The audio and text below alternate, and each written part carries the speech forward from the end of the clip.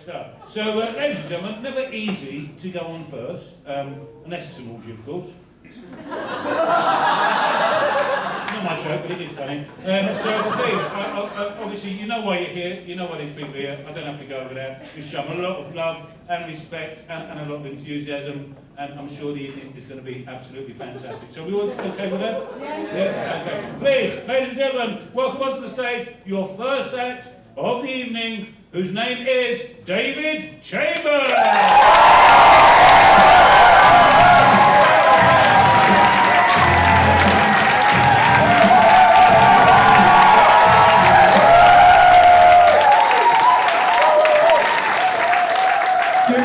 Good evening, I'm David Chambers, GCSE Honours.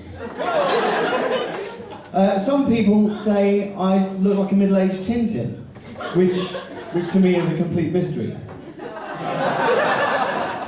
I never get chased by angry sailors, well, not unless my girlfriend's away for the weekend. I haven't always been the mature, calm man that you see before you now, no. I used to be a bit of an animal. I didn't lick my balls and shit in a litter tray. No, I take it too far with the drinking and the drugs and the fancy dress.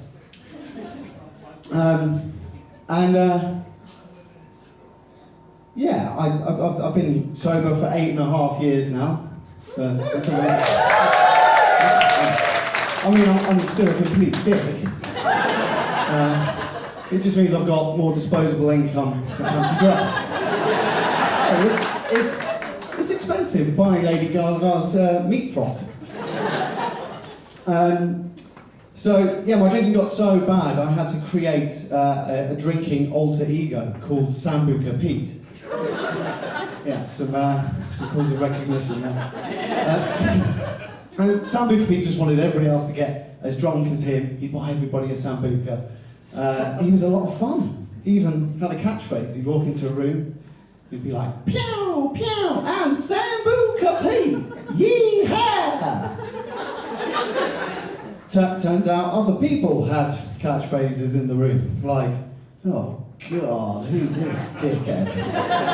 And, "Does he know this is a library?" And, the Milky Bar kid has really let himself go. I'd blame him for all my misdemeanours. Groped arses, pointless arguments, sexually molested benches. He once shat in my pants. I wasn't joking about the fancy dress. At a really low point in my life, I found myself drinking a crate of Stella with a tramp dressed as Dracula. I was dressed as Dracula. He'd gone for Batman. It turns out that Dracula and Batman have got a lot in common. They both like bats, they both wear black capes, and they both like covering themselves in sick. Yeah, so when the Stella was gone, he asked me to leave. So, this was a real rock bottom in my life. I was covered in sick. I'd been thrown out of a homeless man's cardboard box. And when I arrived home, I was horrified to learn that vampires can actually see their reflection. Hamsters. So,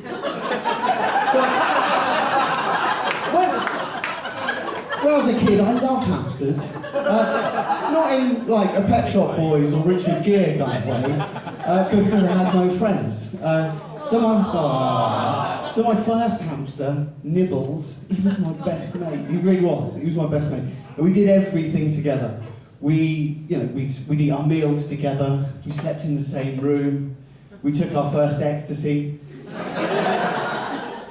Technically, it was his last. Only joking. It turns out he was fucking mental for the pills.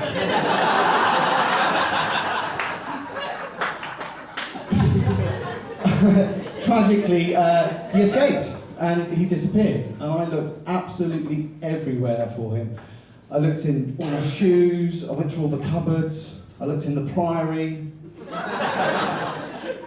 So anyway, I did get another amazing hamster called Cornflakes, and after nibbles, I decided that I would treat Cornflakes with the respect that a pet deserved. So after fitting a record amount of digestive biscuits into Cornflakes' face, I decided that I wanted to show my father to see if he was impressed. Now, my dad loves surprises, you know, birthday presents, tax rebates, angina. My dad was relaxing in the bath with a flannel over his face.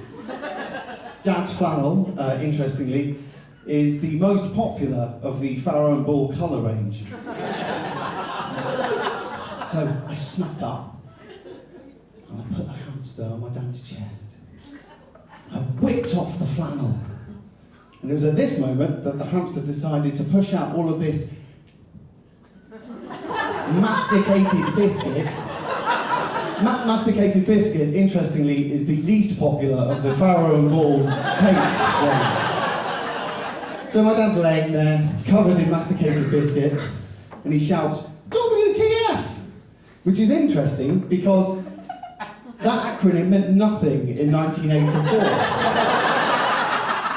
Maybe it meant, where's the flannel? He grabbed the hamster and he threw it across the bathroom and it went straight out the window, straight into, you guessed it, Richard Gere's arse. It's a mystery to this day why Richard Gere was bent over, bottomless, outside a house in Fremantle, Southampton in February 1984. Anyway, after the loss of these two wonderful hamsters, I vowed never to be responsible for another living being. So I'd like to talk to you about my children. I've got two amazing kids. I'm the luckiest guy in the world. And they are fabulous, and at last I feel like I've got meaning in my life. The eldest, Nibbles, he's 5. He's 2. I'm joking. They're called Oscar and Felix. I'm not mental. Felix, last year he had a really, really serious illness actually, and he almost died. He had to go under the knife, and he was in surgery for 4.5 hours, having 15 biscuits removed from his cheeks. Oscar, he's really sweet, really sweet. I came home from work the other day, and he just appeared, stark naked in front of me. He'd been doing a poo. I could tell because my eyes were bleeding. And he just, started to bring me up to speed on his day. And I said, "No, just stop you there, Oscar. Have you wiped?" He said, "No." I said, "Why?" He said, "I haven't finished pooing." You can't argue with that logic. Oscar being naked is a standard thing. Last year we were at a beach in Menorca and we arrived and Oscar just went, whipped his clothes off. And he stood there and he looked at me and he said, "Dad, you get naked?" You can't argue with that logic. So I thought, where's the flannel knot? And off came the Dracula costume. You guys have been amazing. Cancer research has been amazing.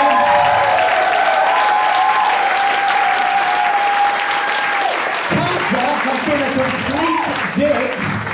I've been David Chambers. Thank you very much. And